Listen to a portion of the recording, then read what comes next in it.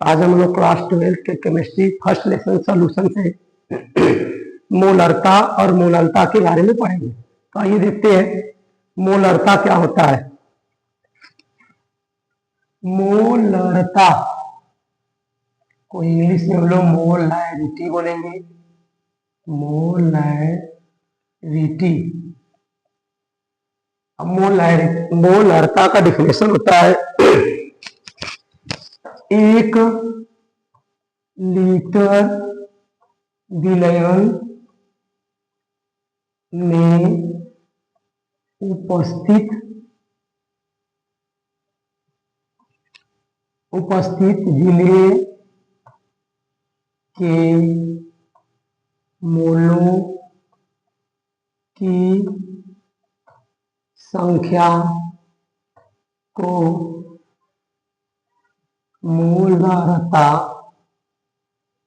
मोलरता कहते हैं।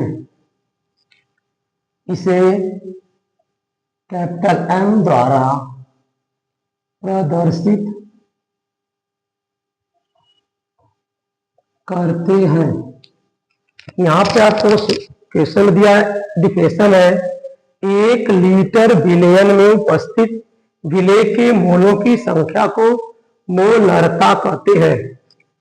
अब मोलरता बराबर विलेय के मोलों की संख्या बटे विलयन का आयतन किसमें रहेगा, हमारा लीटर में रहेगा। अब देखिए विलेय के मोलों की संख्या, तो मोलों की संख्या बराबर, चूंकि हम लोग जानते हैं कि मोल बराबर जो होता है वो भार बटे अणु भार होता है।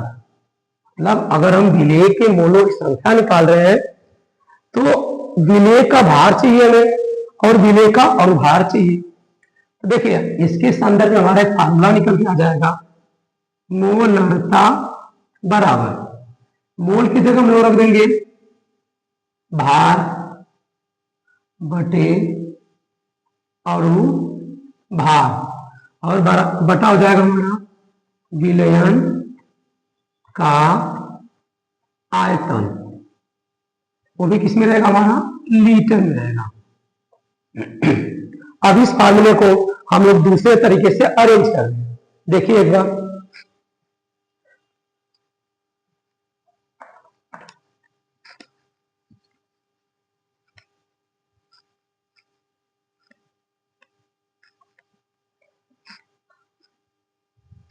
तो हमारा ये फार्मूला बनेगा मोलरता बराबर स्मॉल w मल्टीप्लाई हमने 1000 कर दिया बटा हमने कैपिटल M कर दिया और इसके बाद यहाँ पे हमने यहाँ पे V कर दिया और यहाँ पे ये किस में रहेगा, हमारा ml में रहेगा। इसको हम ml में विलयन का आयतन, अब आयतन के जगह जो हमारा लीटर था उसको हमने ml में प्रदर्शित कर दिया। अब ये हमारा एक फार्मूला बन गया।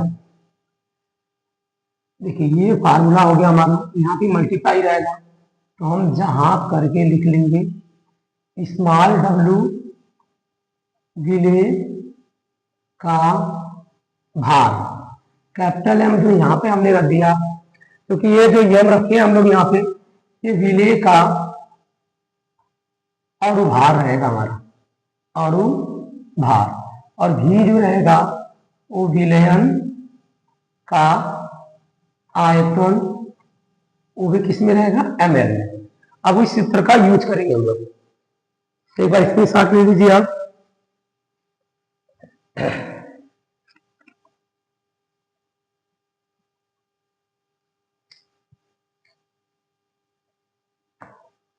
देखिए अब मोलरता कैसे निकालेंगे। तो क्वेश्चन हमारा रहेगा, ये हमारा क्वेश्चन हो गया 5.85 gram sodium chloride chloride 200 ml विलयन में घुला है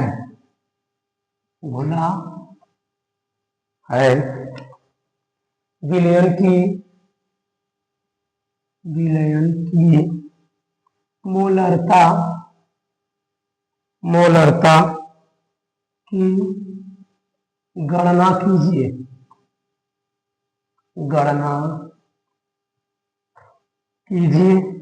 अब ये हमारा 2018 में क्वेश्चन हमसे पूछा गया था, बोर्ड का क्वेश्चन है। देखिए, अब जब इसे हम लोग सॉल्व करेंगे तो हमें दिया 5.85 ग्राम सोडियम क्लोराइड 200 ml विलयन में घुला हुआ, तो हमें मिल गया स्मॉल डब्ल्यू विलय का 5.85 ग्राम। और m निकालने की बात कर लेंगे तो m हमारा सोडियम क्लोराइड का फार्मूला होता है NaCl। Na की जो वैलेंसी होगी 23 और क्लोरीन की होती है 35.5। अगर हम जोड़ देंगे तो ये हो जाएगा 58.5 आ जाएगा हमारा। विलयन का आयतन देखो, घी आ गया हमारा ml में, तो घी ml में है तो 200 ml हो गया हमारा, घी जो रहेगा यहाँ पे 200 ml। मोलरता निकालना है, बस हम लोग डायरेक्ट फार्मूला लिख देंगे जो अभी हमने आपको बताया था। मोलरता बराबर स्मॉल डब्ल्यू 1000। इसमें कहीं पे आपको लीटर नहीं मिलेगा, ml ही मिलेगा, तो यहाँ पे कैपिटल M भी और ये ml हो गया। स्मॉल डब्ल्यू की बात आ गई 5.85 और 1000 बटे m, मतलब अनुभार की बात कर लेंगे, ये हो गया 58.5 और यहाँ पे हो गया हमारा 200। तो 2 0 से 2 0 तो कैंसिल हो गया, फिर 2 से 1 कैंसिल कर देंगे, आ जाएगा हमारा 5। तो ये देखो 5.85 गुणे 5, यहाँ हो गया हमारा 58.5। अब 10 ऊपर 10 नीचे हम गुणा कर देंगे, तो जब हम गुणा कर देंगे 10 नीचे 10 ऊपर और नीचे, तो ये 10 यहाँ पे चला जाएगा गुणा करने पे, ये आ गया हमारा 58.5 और गुणे 5 हमारा था ही पहले से, और यहाँ पे गुणा नहीं करेंगे तो छोड़ देते हैं, ये हो गया 58.5 गुणे 10, ये सेम वैल्यू मिल गया, कट गया हमारा। अब यहाँ पे मोलरता जो हमारी निकल के आएगी वो 5/10, और 5 में 10 का भाग करेंगे तो 0.5 आ जाएगा। 0.5 m से दर्शाते मोलरता को, ये हमारा मोलरता आ जाएगा।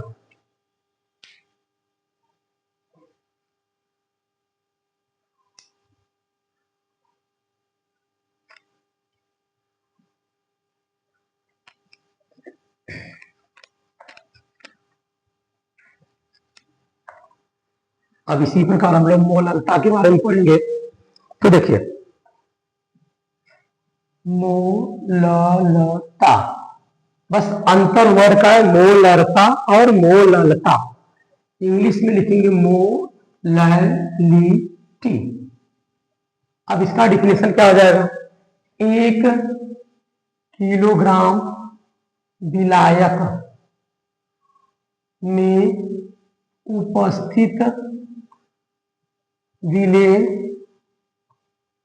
के मोलों की संख्या को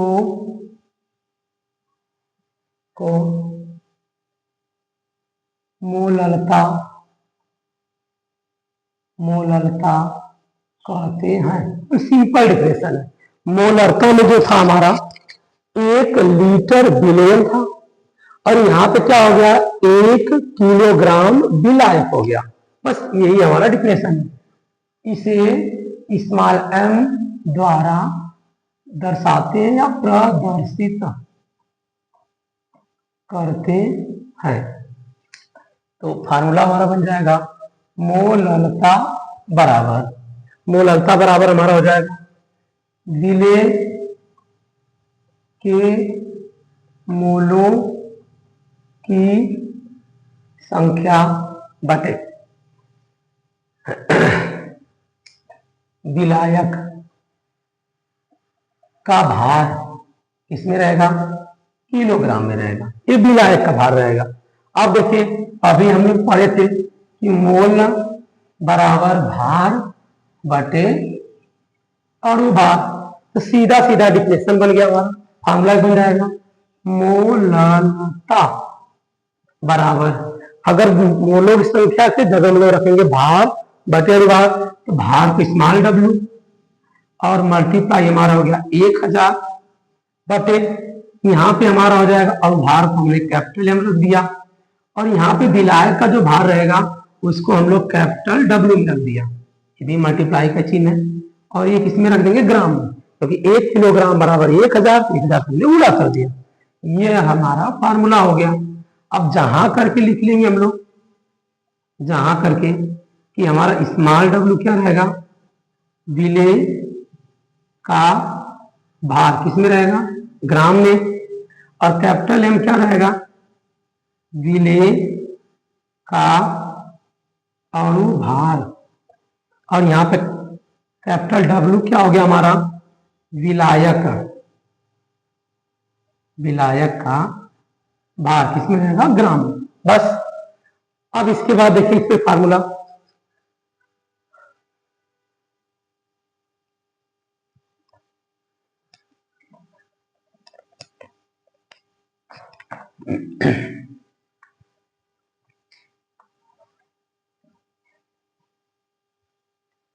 अब क्वेश्चन देखेंगे हम लोग, 100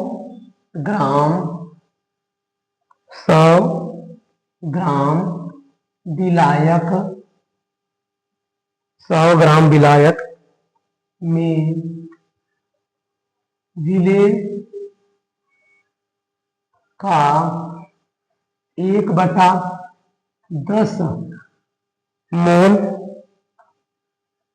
घुला है, विलयन की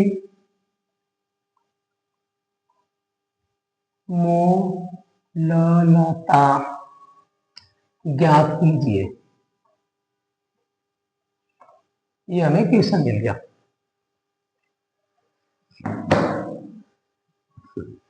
अब सॉल्व करेंगे हम लोग। यहाँ पे विलायक दे दिया, ये तो सीधा सीधा हमें दे चुका है कि विलायक हमें यहाँ पे दे दिया है और मोल भी दे दिया हमें, तो पहले वाला डिफिनेशन से साथ चले जाएंगे हम लोग। डिफिनेशन क्या कहता है कि मोललता, डिफिनेशन एक बार रिवाइज कर लेंगे, 1 किलोग्राम विलायक में उपस्थित विलेय के मोलों की संख्या को मोललता कहते हैं। मतलब यहाँ पे फार्मूला क्या है, विलेय का मोल बटे विलायक का भार किसमें रहेगा, केजी में रहेगा। ये सूत्र लगा देंगे, लेकिन विलायक को 100 ग्राम में दिया, तो पहले हम लोग क्या करेंगे, इसको ग्राम में चेंज, किलोग्राम में चेंज कर लेंगे। तो विलायक जो दिया 100 ग्राम, और हमें पता है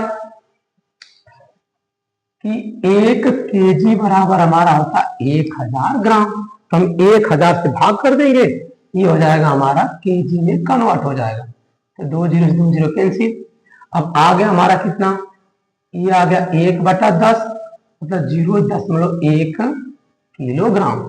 अब बस इस फार्मूले पर रख देना हमें, तो बस यहाँ पर क्या आ गया, मोललता बराबर विलायक का मोल, विलायक का मोल है 1/10 और ये हो गया 0.1। अब देखिए 1/10 में पहले अगर भाग दे चुके होते तो यहाँ हमारा 0.1 और नीचे भी हमारा क्या 0.1, दोनों सेम टू सेम आ गया। अगर इसे हम कैंसिल करेंगे तो 1 आ जाएगा, 1 आ जाएगा हमारा, मतलब इसको हम लिखेंगे 1 मोललता। अब यही हमारा हो गया आंसर। तो सिंपल, अगर यहाँ नहीं समझ में आएगा तो हम लोग देखो 1/10 हमारा विलेय का मोल है और विलायक भी हमारा 1/10 आया, 1/10 1/10 कैंसिल हो जाएगा, तो भी हमारा 1 आ जाएगा। तो इस प्रकार हम लोग मोलरता और मोललता के बीच में अंतर को समझा और उसमें एक क्वेश्चन सॉल्व किया। ठीक है।